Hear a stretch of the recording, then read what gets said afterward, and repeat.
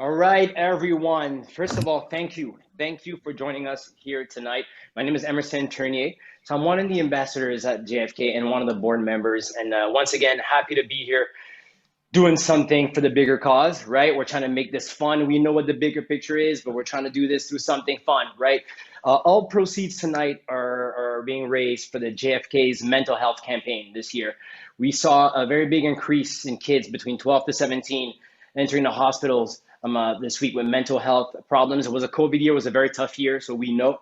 And so for the next 3 years, the plan is to raise the necessary funds to have a social worker specialize in mental health for the kids, for the youth in the hospital. That's why we are here today. So I am very happy to see everybody here to support. And I want to thank in advance the chefs. We will thank them again all together, guys. So let me give you a little bit of a rundown of what's going to happen. Each chef is cooking a particular meal.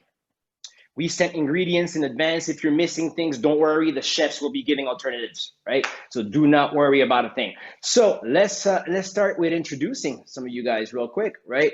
Let's go with Julien. How's it going, everybody? I'm going to introduce myself. I'm Julien Neri. If you follow me on Instagram, I'm culinary. I started when I was a little kid in the kitchen. I have no schooling, but I think I got the best type of schooling is from watching my grandparents and my mother. And listen, I hope you guys can follow along. I'm a bundle of joy in the kitchen, and I just pretend to know what I'm doing. No, I'm joking. You're gonna love it. Thank you, Julien. A lot of laughs tonight, guys. Get ready. Jordyn, your turn. Hi, guys. I'm Jordyn Chaimberg. Some people might know me as the Breadfluencer. That is my Instagram handle. Go check it out. I have my own charcuterie and grazing board company, and we do all types of delicious boards, mainly cheese and charcuterie. We have vegan options, vegetarian options, and of course, meat and cheese options. What sets us apart is I make everything, all homemade jams, homemade bread, delicious focaccia that you'll see a little bit later on. And yeah, I really got into it just because I wanted to learn how to bake bread a year ago. And this is where it's landed me. So I'm very excited, happy to be here, and happy that you're all here with me. Amazing. Thank you, Jordyn. Joanna, talk to us. Hi, good evening, everybody. Welcome. My name is Joanna Ruckenstein. I'm a private chef, and I've been doing this since I've been working in kitchens since I'm 16 and started chefing about 28 years old. I went to ETHQ, the French Culinary Institute, downtown in Saint-Denis in Montreal. And I love to cook food from all over the world. I've traveled to Thailand, Australia, Caribbean, all over the place. And I just bring whatever culinary influences I can and then execute it for my clients. So I love changing it up, a lot of variety, a lot of fresh ingredients. And I do specialize in Thai food. So so that's why we're doing that Thai dish tonight, and which we will see very soon. All right, thank you guys. Thanks again, all three of you. Thank you very much for being here and being a part of this. So guys, the chefs will be highlighted at different parts, but we are beginning and starting with Jordyn, all right? So Jordyn, let's get the show on the road. So guys, again, remember, don't worry, we are going over each chefs as we go throughout the session, right? You can keep your cameras on, you can keep your cameras up, that is up to you.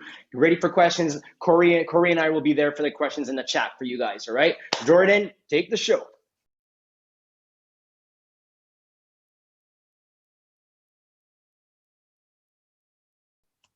Okay, thank you very, very much. Hi, everybody. So just first step is everybody take out a glass of wine or a little beverage because you've had a long, hard day. So cheers to everybody because we're going to get this party started. All right, so I'm making, just setting my timer, I'm making a grazing board for you. I have cheese, I have meat, I have vegetables, all sorts of stuff. The main thing about a grazing board is you do it however you want. And the best part is that you can use any kind of ingredients and it just looks fancy. It's a lot of non-fancy ingredients that looks fancy. So you could make your board on a plate if you want. You can use, you know, something that looks a little bit like this, or, you know, any kind of wooden board would do. I'm going to make mine today on kind of this big guy, but you know what, because I'm a cheese and meat lover, I'm going to eat this whole thing myself tonight. So this is like maybe for, you know, this is for one for me, okay? So I'm gonna show you exactly how I do things around here. You'll need a few little ramekins and just anything you got. Pick your favorite cheese, pick your favorite meat, pick your favorite vegetables, fruit. And okay, let's get started. So I'm gonna be tilting my computer down so you can see what I'm doing. And please, and you'll see me like this, please feel free to unmute yourselves if you have questions, you know, call out, whatever. I'm also a teacher by day, so I'm used to people calling my name and calling out and asking a lot of questions. So anytime, okay? We're casual, we're friendly around here. Okay, so this is what I'm going to do. First things first, need to take some ramekins out, place them on opposite ends of your board. Now, I like to choose, I'm choosing 3 cheeses tonight, but really if you're like, love a hunk of Parmesan cheese, throw it on a board and call it a day, like, you know, do you. I'm not gonna tell you what to do. So I just hope that you'll get a few little ideas. For all the parties that we're having lately, it's a good thing to have. All right, so I have some brie, I have an aged cheddar, and I have what's called a Pacific Rock. It's really, really good. It's really nutty, but creamy. It's like delicious, has a really cool earthy flavor to it. So I'm gonna just start breaking my cheese up. For my sharp cheddar, I'm just gonna, usually it comes in like a brick or a block. I'll just break it up by hand into crumbles like this, of course with washed hands. And I'm just gonna lay it around my ramekin, just kind of like this.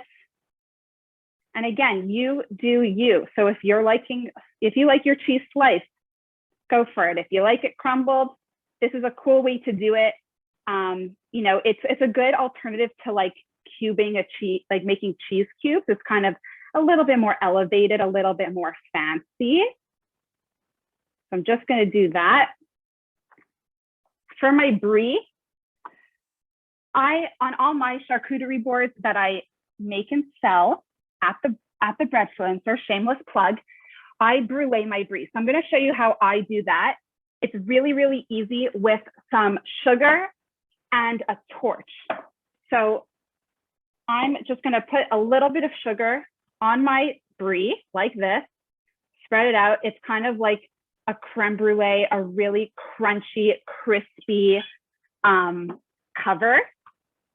but you know, coating. And I light it up. One of my followers actually told me that they've tried this by microwaving a little bit of sugar and water in like a heat-proof dish, kind of like this. And then they poured it on there. I've never tried it, but go for it, try it out. So I'm just gonna put my brie here, and you wanna place all your cheeses where you can, like kind of all like in different spots of the board. My Pacific Rock, it has this natural like triangle shape. So I'm just going to slice it into slices. So I don't know what I'm most impressed about, Jordyn. Is it you putting this all together, or are you not even taking a bite of anything as you're doing it? I would have eaten already 4 pieces of cheese. I would have eaten already. You know what? It's hard, but here, we're going for it. Now you have to hear me chew. Sorry, everybody. Okay. Now, I'm just gonna lay that out kind of however you want, but just in little sections like that. The thing that I love about charcuterie boards is that you really can put anything on here. For me, it's all about pairing. So it's all about pairing my rules to live by: something sweet, something salty, something crunchy. So something sweet would be, you know, a jam or some berries, maybe some fresh fruit. Something salty would be like olives or pickles, and something crunchy would be like a nut or a cracker or my homemade focaccia, and it's going to be delicious. So in one of my ramekins, I'm going to put my homemade onion jam, and you can put whatever you would like on in here in yours. But we put this on all of our boards. It's a top secret ingredient, but it's really, really delicious. Kind of famous for it. We sell that separately too, but it's just delicious and a great accompaniment to all the different cheeses and meats. So if you're a meat lover like myself, I'm just going to put some of my favorite meats. This is kind of like a sweet and spicy salami. So I'm just going to put that over here. You want everything to be opposite each other. I like to cut and slice all my meats and cheeses so that when people are going to graze on your board, they just need to grab with washed hands, of course, because of, you know, we've had a year. Speaking of that, everybody take a glass of wine. I mean, you can finish the glass. Everyone take a sip of wine just because, you know? I have scotch. Feel free to have scotch also, guys, huh? Oh yeah, scotch, wine, water if you want. I have some Serrano ham. I'm gonna lay it kind of near the brie. Delicious, like that. And okay, so now my pairings. I have a little olives. I have some cornichon. I have some, what are these called? Oh yeah, what are these called? Capers? They're like big capers. Anybody seen these before? I think they're big capers. And I have some pickled onions. They're like caper berries. Anyways, they're really salty and delicious, and I like a lot of salt. So you're gonna want to put that. I'm actually gonna move it over here next to the cheese, the Pacific Rock, because it's orange, and green and orange are like, you know, they complement each other right now on my board. So I'm just gonna stack my cornichon like so. I might even put some of my olives and stuff in this little ramekin. Oh, okay, we got a runaway olive down there, that's okay. And then I might just put a few over here. So this is a grazing board is a great thing to have, just like, you know, obviously if you have guests over, it's a lot of fun to present. But even if it's just you alone in front of the TV on the couch with a bottle of wine or scotch and just, you know, having a night in. It's delicious. I'm going to put some fresh grapes on my board here. And again, now that your main ingredients are on, the cheeses and stuff, now it's just about filling in that space with your amazing pairings. And on my boards that I make at the Breadfluencer, it's all about pairing. So we have a lot of variety that's going on. Now, if you're not so into meat, you're more into veg, I got you. I have some mini bell peppers that I'm just gonna slice in half. You can lay them out on the board, just in different areas. They add a really nice pop of color. And they're very sweet, and they're in season and delicious right now. I have some celery. Just gonna lay that over here. And some cauliflower. Delish. Now I have some dried fruit, which is always an amazing pairing with cheese. So I'm just gonna lay that. Now you're just like filling in all those little gaps on your board to make it look beautiful and full. We want it to look full and delicious always. I have some strawberries, which are my favorite actually, on the board. Just gonna lay them near the brie, and you just kind of move them around. And really, like I said, you use your favorite cheeses, whatever you would like on a board. Oh, I have some tomatoes here. It's just all about what makes you happy. And we got some berries. Put that near the Pacific Rock, really good. I have some figs. So my last finishing touch is gonna be some figs, delicious figs that just chill out over there. I have some dried figs too, which are so good. Now I know I'm going fast, but you guys can handle it. And in terms of garnishes, I mean, the whole thing is garnished, but I like to use a fresh herb. So I'm putting a little bit of fresh herbs there. And I also have my homemade focaccia that comes on all of our boards. It's, guys, trust me, it's amazing. I also teach workshops on how to bake bread and make charcuterie boards. So that is a fun thing. Check that out on my Instagram. And I'm just gonna cube it up, put it in the middle. You can use crackers too if you want, or any kind of bread is delicious. And now, my last finishing touch, I have a dehydrated orange, super, super easy. You just slice them thin, lay them out on a baking sheet, 250 degrees, roast those, dehydrate them for about 5 hours, throw it on your board, and there we go. We have a delicious charcuterie board made delish. Excellent. Guys, also, so you know, now is also the time, if you want to also join into the last part, it's your time to boil your pasta, right? Prepare your pasta for the last one. But it's not over. Jordyn, thank you very much. Thank you very much. This was a great start. This is like, you know, this feels like a restaurant at home. You know, we have some options, looking good. This is the entree, right? I love this. So guys, we are going next with Joanna. Joanna has something for us. Joanna, talk to us. What do you have for us today?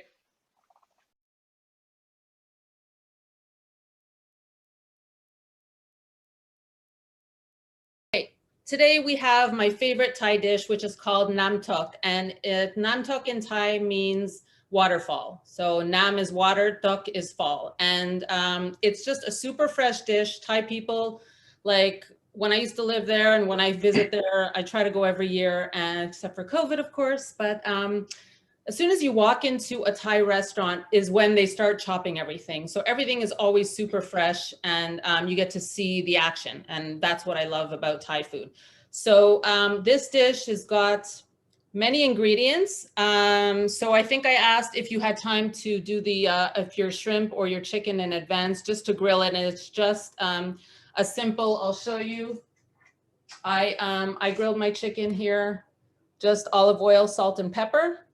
And I did the same thing. I have a few white Pacific shrimp. So I grilled those ahead of time so you can see how it's gonna look with either protein. So what I did is, here I have a small kitchen. So I sliced up my chicken in thin pieces like this. So there's the chicken, and then what I do with my shrimp is I took the tails off, and then I'm just going to slice it in small little pieces. Not really chop it because you want some of that texture. So here's like the pieces of shrimp. I'm gonna slice a second one and put it in my bowl. Okay, I have my bowl over here. There we go. And okay, so now I have both of my proteins. You can actually also do this. So if you're vegan, a great alternative is to use oyster mushrooms or any mushrooms. You can grill those and throw them in. Okay, and then, oh, an eggplant, sorry, Japanese eggplant. That's what I wanted to say. So then, the other thing that I'm sure you've never seen before is roasted rice. So what roasted rice is what you do. You take jasmine rice, raw jasmine rice, and you'll put it in a small frying pan, no oil, no butter, nothing, no salt, nothing like that. You just put it in. And so I was just finishing mine up. You just literally, I'm gonna bring you over to my stove, is you literally put it in your frying pan and you have it on medium high heat, and you're just toasting the rice until it becomes golden brown. Okay, so it's literally just moving it around, moving it around a little bit, watching it because it can burn pretty quickly. And if it does, you could just turn down the heat. and you're just toasting it. It's like as if you were toasting breadcrumbs, okay, or onions. Same kind of same idea. Joanna, can I ask a question? Yeah. So when you're toasting your rice, you're toasting it before you're boiling it, right? Like you're getting like, this is like pre-made, or this is after you've already boiled it and it's already made? So this is raw jasmine rice and you're just toasting it. You're not even boiling it. Got it. It's literally, so what it adds is, which is, I probably should have said, this is the crunchy, one of the crunchy elements in your dish. Got it. Right. So, and it's like, instead of using something fried, it's just like, it's like one of the coolest things. You don't cook it. Perfect. Thank you. If everyone has a magic bullet or a blender. So what I do after it cools down, because if you put it in when it's still hot, you got to like let it cool down, because otherwise it'll get all like watery in your blender. So I'm just putting my roasted rice in my blender. It wouldn't work in a food processor. It would take too long. So a blender is the best. So I'm putting my roasted rice in my cup here.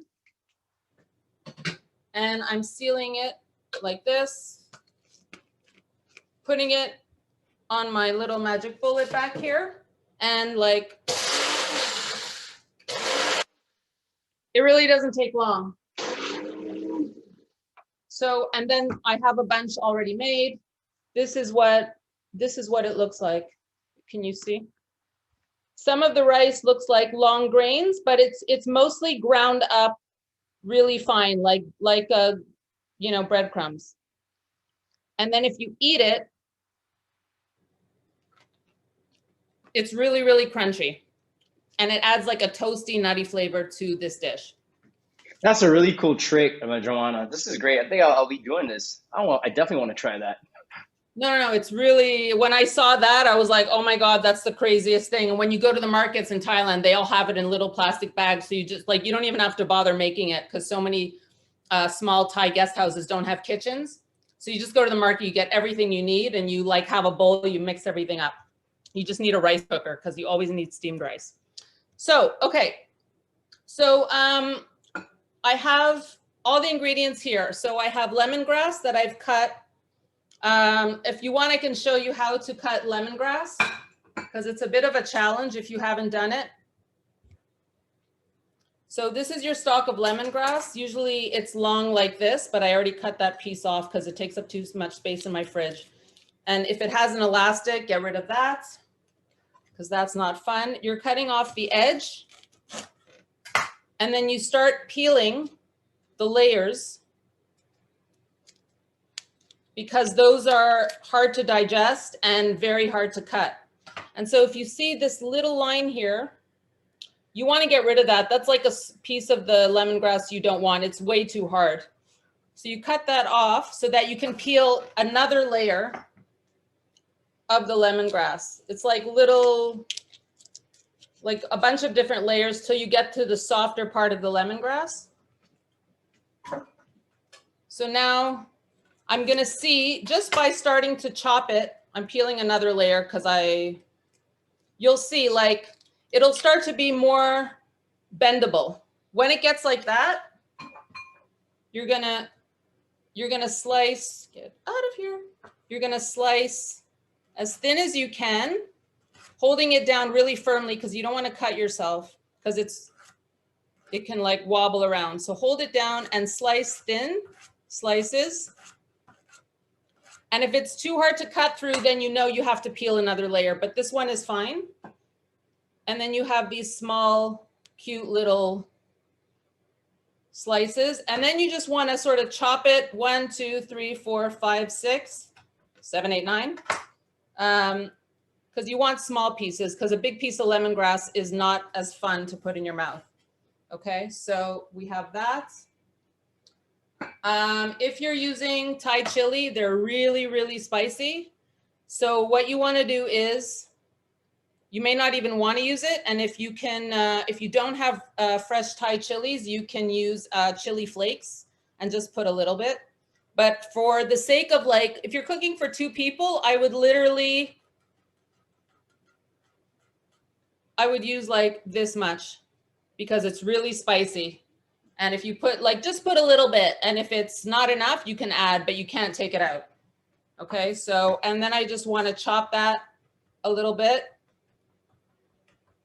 Because again, a big piece of chili in your mouth, unless you're a pro at eating chilies, it's not fun. Okay, so I'm gonna put my chili into my sliced chicken. And then I have my lemongrass.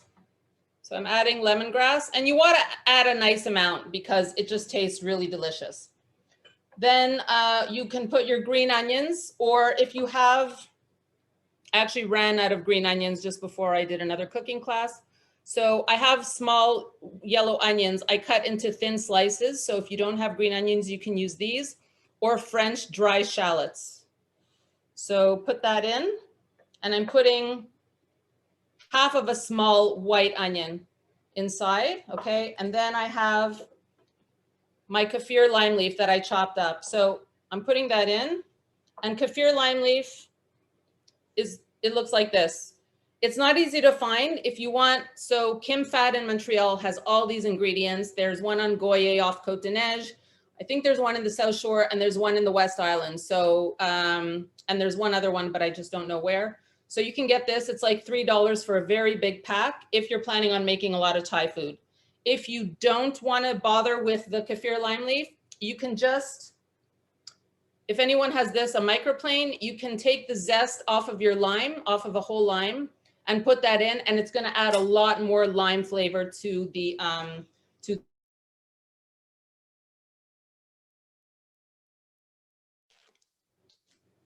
So I'm just going to use a nice small bunch of lime leaves here. Joanna, quick question for you. So you mentioned how this leaf it can only be found in 3 or 4 places around. Are there any other specific ingredients to Thai food like that can only be found in specific places? Thai chilies are not really easy to find in like most grocery stores. Like you'll be able to find obviously jasmine rice. You'll be able to find fresh mint. Lemongrass actually now in that herb section of grocery stores, you can sometimes find like a few stalks in one of those plastic packages. Boston lettuce, as we're using the lettuce wraps tonight, you can find that there. Shrimp, chicken, and green onions. All those things you can find. But for the kaffir lime leaf, and if you were doing a dish like with Thai basil, you won't find it in like a grocery store, or even sometimes Atwater Market. I don't find those things, and definitely never kaffir lime. But you can find the dry kaffir lime leaves. I never use them because I always prefer fresh, but you can definitely find dry kaffir lime in like a spice shop at Atwater Market, the one upstairs. So hope that answers. Great, thank you. Cool. So now I have whole mint leaves here that I took off of the stalk. I'm not chopping them small. I'm just 2, 3, 4, 5. So this is what you get. It's like pieces like this. Don't worry, it's going to be fine, and it's going to be delicious. Mint will turn black very quickly if you chop it up too quickly and too small, and it'll get watery, and it won't really taste fresh. It'll start to taste a bit rotten very quickly. Okay, and then we're going to add just a little bit of salt, not too much, because you're adding fish sauce, and if you put salt on your chicken, then you don't want it to be salty. And then we're putting our roasted rice powder, a little bit to start with. I always garnish with a bit extra.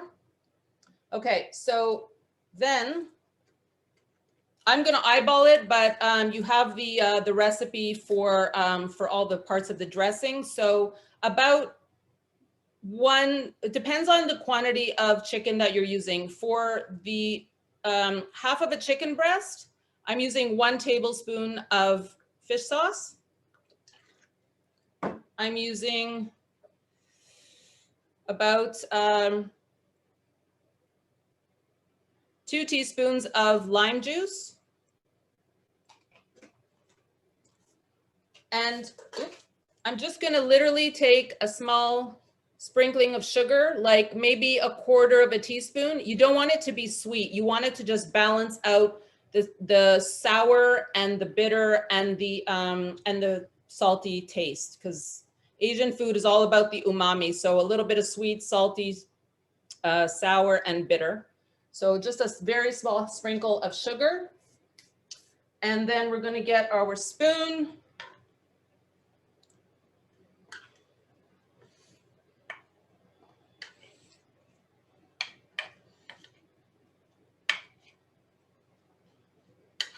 And mix it around.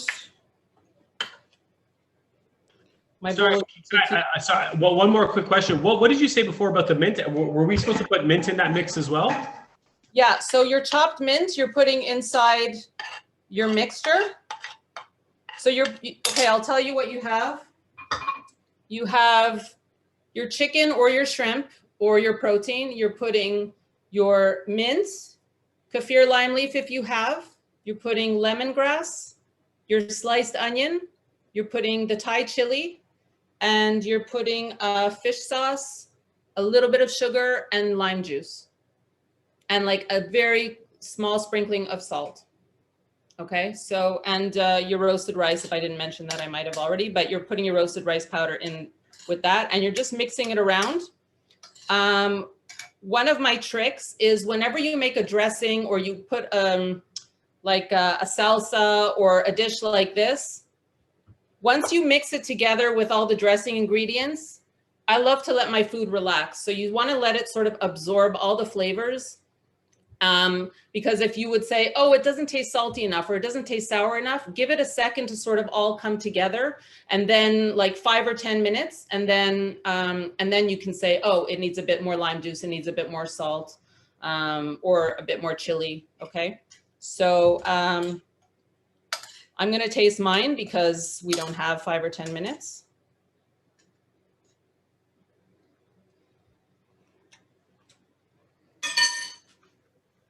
Okay, I'm adding a bit more fish sauce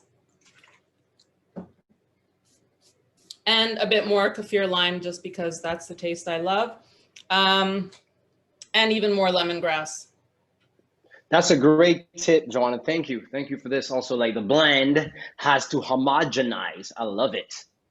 No, definitely. It's like, for me, one thing I've learned over all my years is even a steak. If you cook a steak, you grill a steak and you take it off the heat, let it just like, let it relax, you know, like chill out. And then you'll see all, like, not to be nasty, but like the blood sort of relaxes all over the meat. And so when you cut it, you don't have blood all over your plate. So if you're serving people, you want to have a nice platter. You don't want like blood all over the place. It's kind of, you know, right. So we'll get off the blood subject. Okay. And then what we're doing, move my knife here. I'm just going to take my nice little plate. I'm taking a Boston lettuce leaf, and I'm filling it with my mixture and pushing it inside the lettuce leaf, like sort of cup the lettuce leaf in your hand, put the mixture inside, and you don't want to put too much because then the lettuce leaf will get soggy, and by the time you serve it, it won't be nice to like literally take like a cup and put in your mouth. So I'm going to do 2 lettuce wraps. There you go. And guys, also don't be shy as you're doing this. If ever you're filming some of your meals today, if you're posting them, don't forget to tag JFK, right? And we also want to see everything you've got done today, right? We want to see your grazing board. We want to see the Thai, and we for sure want to see some of your pasta if you have time to finish some of it. So don't forget to tag us, guys. And then I put a bit more roasted rice powder on the top. And if you ever, sometimes at Atwater Market, you can find edible flowers.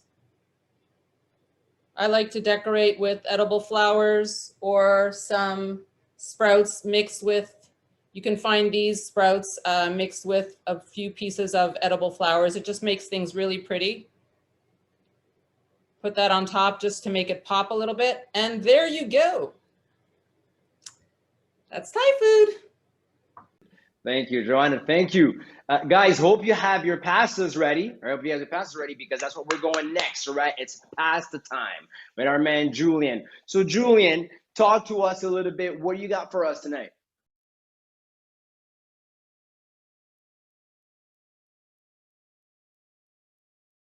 All right. First off, I want to say, ladies, your dishes look fantastic. I'm like salivating. And so tonight we're going to be cooking pasta alla norcina. I see the pronunciation. I'm speaking in English, but I'm going to say it in Italian. Pasta, and you got to use the hand gestures. Alla norcina. There you go. So in this dish, it's almost like you can say a white bolognese, a white meat sauce. So we'll be using sausage meat. And if you don't want to use the meat, if you don't eat meat, you could use an abundance, and I mean abundance to give that meaty flavor of mushrooms. And if you're going to use mushrooms, change it up. Use portobello, use the small ones, the white one, mix it up. It'll just enhance the flavor. And if you don't want to use the cream, because there is a cream in this pasta, you could just ladle in slowly, slowly when it's time for the cream to add pasta water at a low heat and reduce, and then just keep adding it, maybe with a little nubbin of butter, unsalted, because if you're not going to use the cream and you're going to use butter, use it unsalted. Anyway, so we're going to start. I know some of you probably the water is going to be boiling. If you already tossed in your pasta, I'm going to toss it in now. One rule that I say is do not, and I mean it, and I'm going to repeat it, do not forget to salt your pasta water. Anyways, I'm going to bring you guys right here. My water is boiling. I'm going to salt this water. Now, you want it salty like the sea. Like the sea. Oh, there we go. Now it's a party. There we go. So I'm going to let that go a little, and we're going to start with the pan right here. I'll bring you guys right here. I diced up. Now, it doesn't matter how you cut it, just as fine as possible and as small. Let me do that blogger thing. They what do? They put the hand in front so it focuses. There you go. So you're going to start with that. We're going to turn on the pan to medium heat. We're going to put some olive oil. I know this bottle looks a little weird. It looks like a perfume bottle. I was so excited when my mom got it for me. Like, oh my God, you got me perfume. No, it's olive oil. All right. So you guys are going to see, I'm going to start doing these jokes. They might not be funny, but go along with it. I kind of do this every Thursday. I make pasta on my Instagram, culinary. I do pasta Thursdays. Let's get back to here. I talk too much and a lot with my hands. So we're going to start now. I love how you plug this. I love how you did this. So if you want pasta again, I'm going to be making another dish tomorrow. So we're going to thinly slice our garlic. Now, for all the garlic lovers, I'm a garlic lover. You can choose 1 clove, 2 cloves, 3 cloves. Hey, if you don't want no vampires after you, you put 5 cloves, as much as you want. Now, the heat is on medium. We're going to toss in our onions. All right. We're going to make that caramelize a little.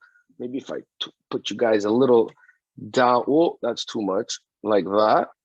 That'll help. You guys will see a bit here. We're going to give that a little bit of a mix. Let them sweat. And as they're sweating, we're going to be putting salt and pepper. There we go. Now, if you want some heat, you don't have to. You can put a bit of chili flakes. There we go. Just for that little kicker. Mix that. Guys, please don't hesitate. If you got questions, you could ask me. I'm going to answer them as best as I can. And yeah, so now we're going to wait for that. And at the same time, since everybody's been having a glass of wine, we're going to take a sip. All right. Okay. So the onions are going to have to sweat a little. Now, I know what you're saying. If you're dicing up your garlic right now, you're like, Julien, why didn't you throw in your garlic with the onion? Well, we don't want the onion to burn. So we're going to let the moisture release from the onions. Now, remember, not too high of a heat. We don't want to burn them. We want to almost like caramelize them. So by the end, when you're having your sauce, they're practically all melted into that, and you'll have that oniony flavor. All righty, we'll mix that up. Okay, it's dancing a little. Now, make sure what I like to do is to make like people see me in the kitchen, like, I wonder if he knows what he's doing. Here's how you do it. Once you have this on your shoulder, they think you're a pro in the kitchen. I'm telling you. And occasionally you take a sip of wine, some funny jokes, talk with your hands. They'll be like, oh my God, forget about the pasta. He knows what he's doing for sure. Look at him go.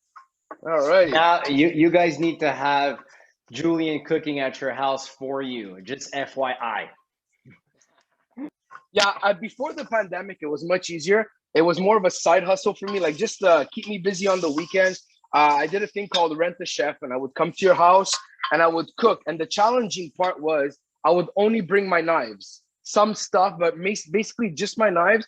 And I would cook with everything that's in your house. I would use your pots and pans and give that full experience, almost like a Benihana style, like you see me cooking.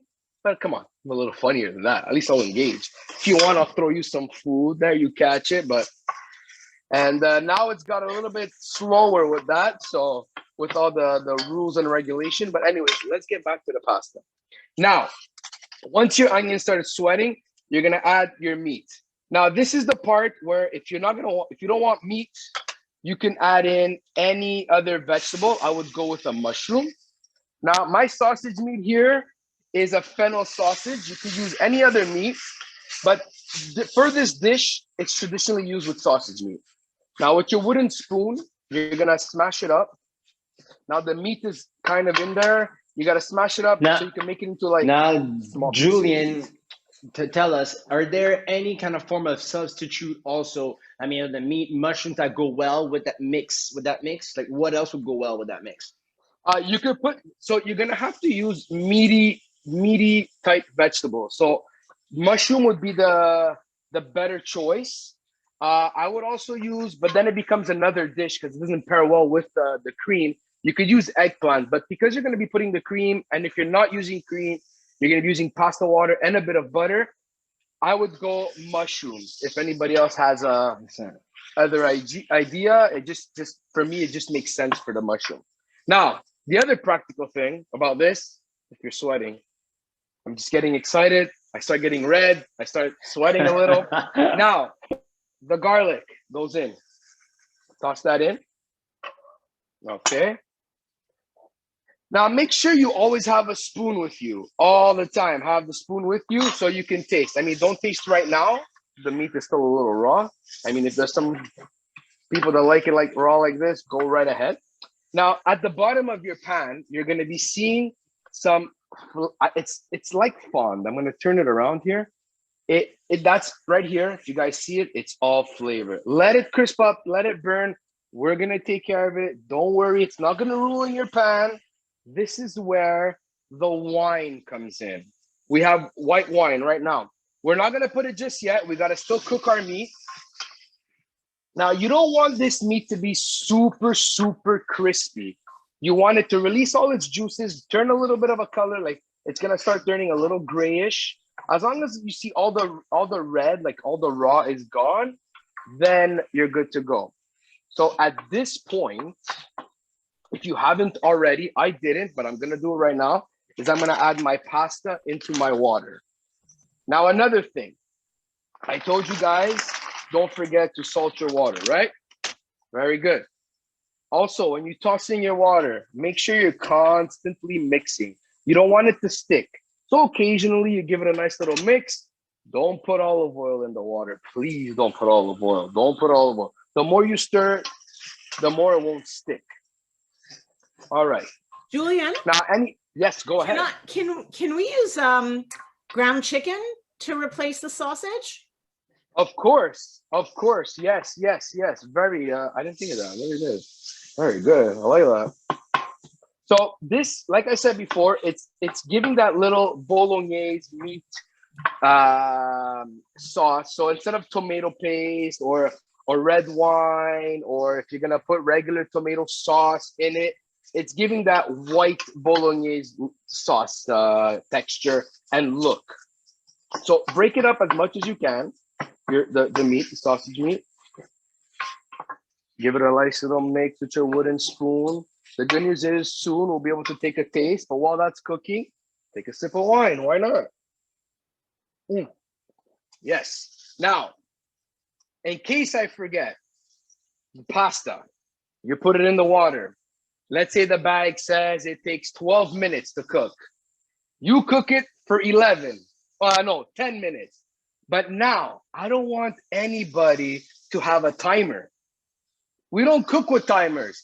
I don't even know the measurement. It's all by eye. In Italian, we say it all'occhio. So you're gonna taste. You gotta get those taste buds into this. You can't just go with a timer. It never comes. If you're baking, yes, I understand you're gonna have to use a timer, or measurements or whatnot. But now I want you to feel the pasta. Be one with the pasta. So occasionally you'll taste it. We just put it in right now. I just put it in anyway. So it's not ready right now. Right now it'll just make money for my dentist. I'll probably break a tooth. So no, if any dentists are in here, hi. I eat al dente pasta sometimes, and I can crack a tooth. I'll be needing your help. Now, if I'm talking too fast, you tell me, hey, slow it down, kid. You're going crazy.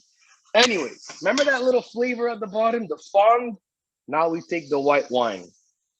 We're going to put that in.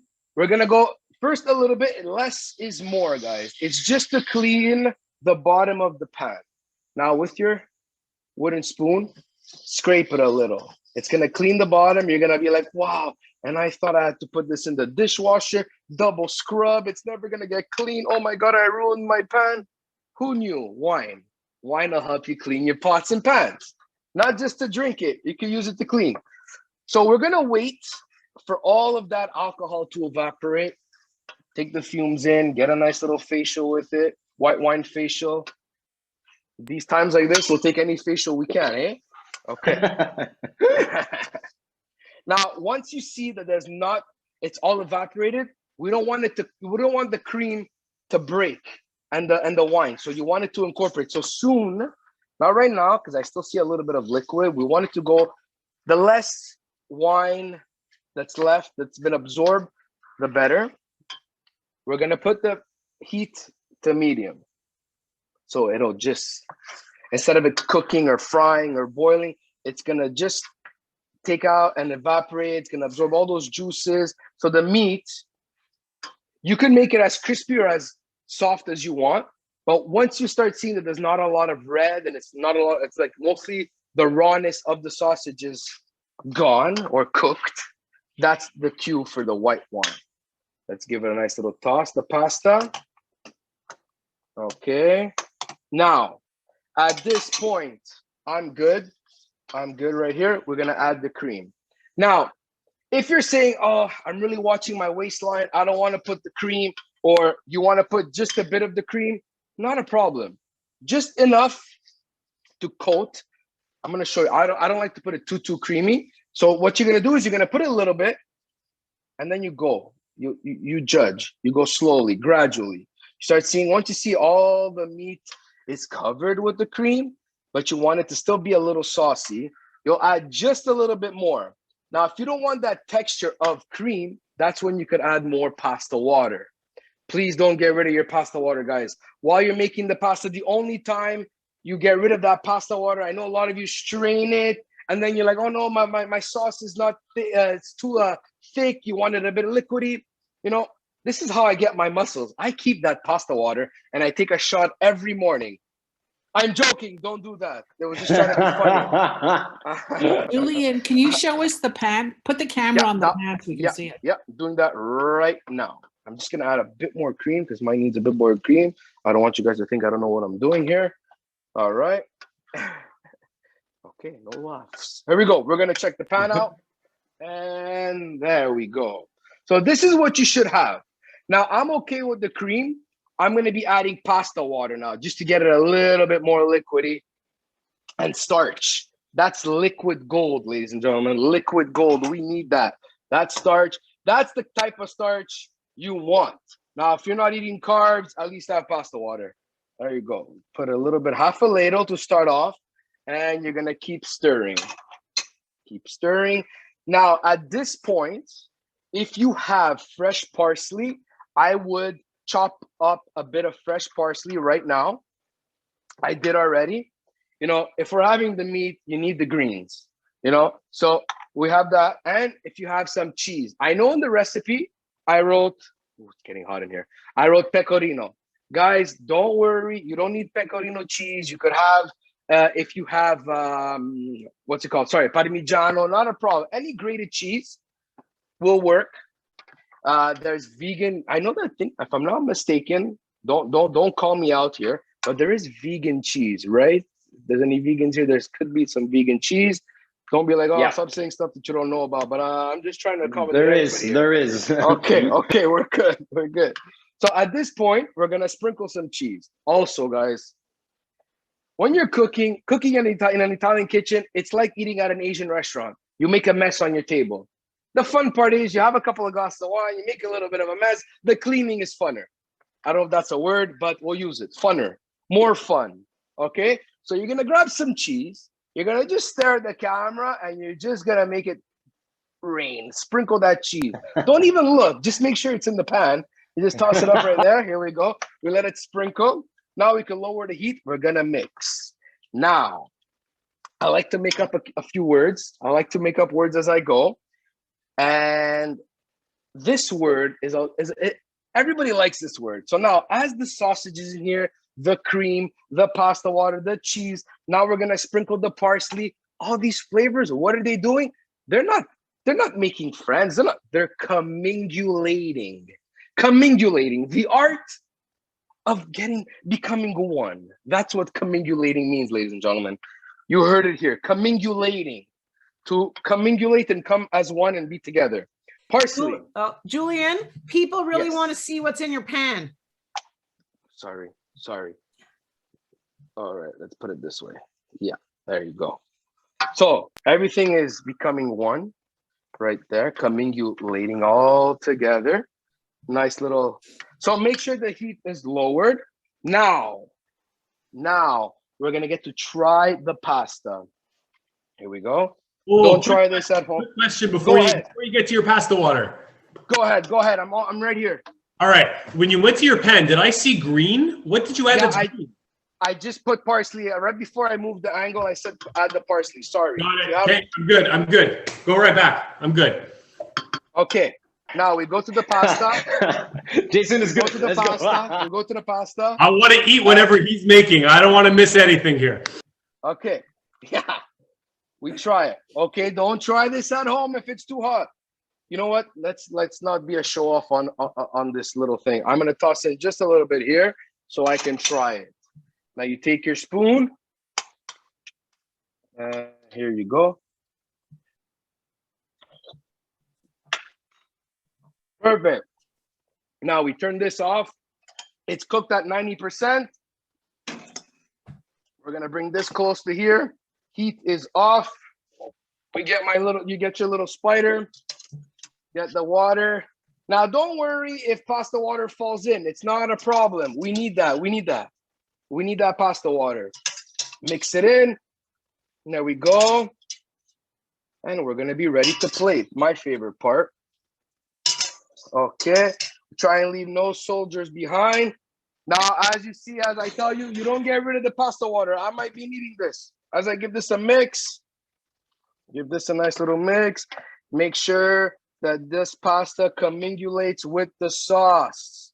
And that's, wow, look at that. I amaze myself every time. I don't know. I love hyping myself up. We don't leave any behind. Oh. Okay, now pasta water, just a little bit.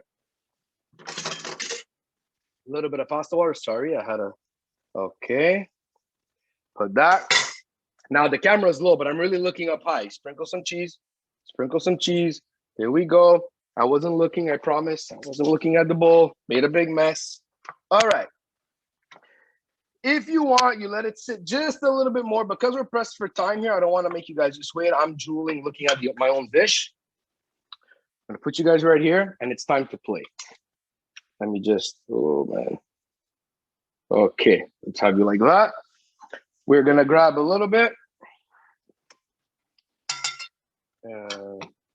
Now, the good thing is about the rigatoni that I'm using, you'll get a chance to, hopefully, as you cooked, some of that meat and some of that sauce is in between. Now, that's the best part. That's like a 2-for-1 bite right there. Let's clean up a bit. Here we go. For decor, some parsley. There we go. Now, to finish off, some cheese. Looking at the camera, I don't look at the dish. We just go. Boom, there we go. Made a mess, but it's okay. And here you go. Now, put you guys closer. Put it lower. Oh, sorry. And there you go. And Pasta voila. alla norcina. There you go, right there.